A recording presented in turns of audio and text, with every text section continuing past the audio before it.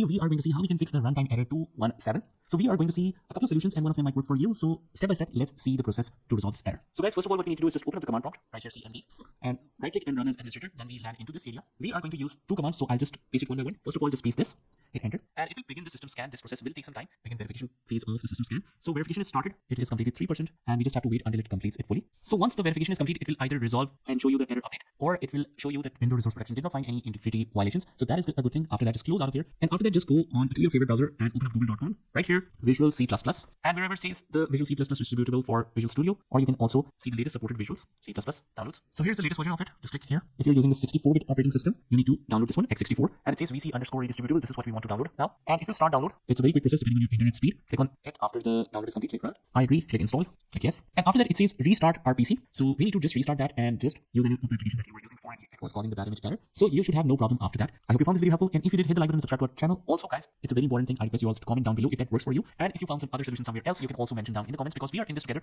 and we want to help all the community out here. So your contribution is very, very important. And with this said, this is our time from today's video. Take care.